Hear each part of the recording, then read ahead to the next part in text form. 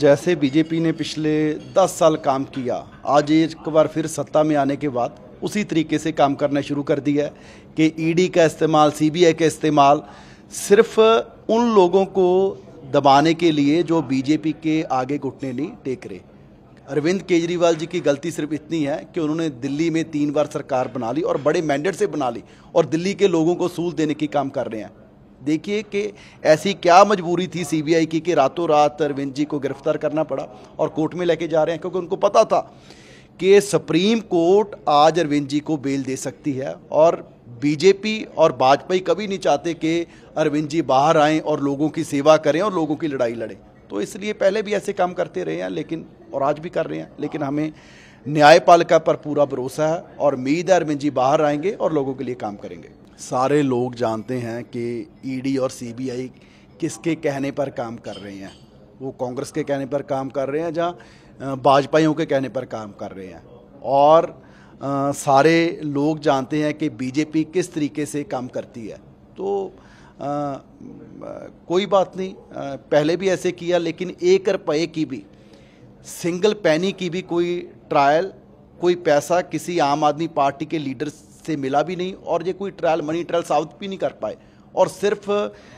तरीक और जेलों में डालने का काम हो रहा है। लेकिन हमें न्यायपालिका पर पूरा भरोसा है, क्योंकि केस में कुछ नहीं है और अरविंद जी बाहर आएंगे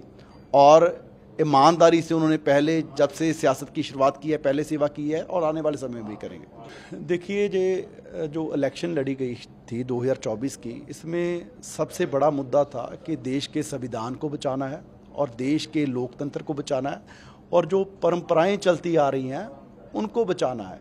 क्योंकि बीजेपी ने पिछले 10 साल में परंपराओं को तोड़ने का काम किया, लोकतंत्र की हत्या करने का काम किया और देश के संविधान को तोड़ने का काम किया।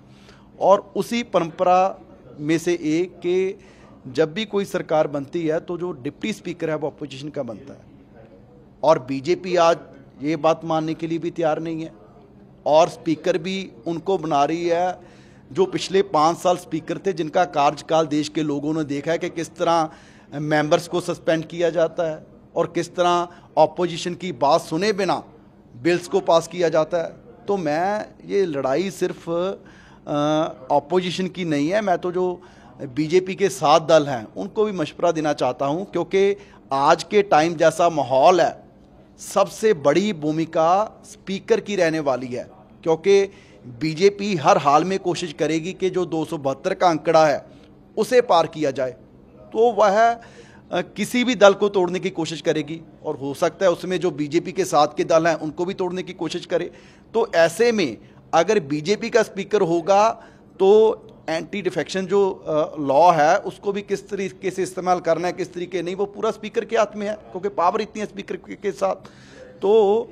बीजेपी के जो 7 दल हैं, मुझे लगता है कि उनको भी हमारी सपोर्ट करनी चाहिए, ताकि बीजेपी का स्पीकर ना बने, हमें कोई बीजेपी के अलायंस का भी बन जाए, उसमें भी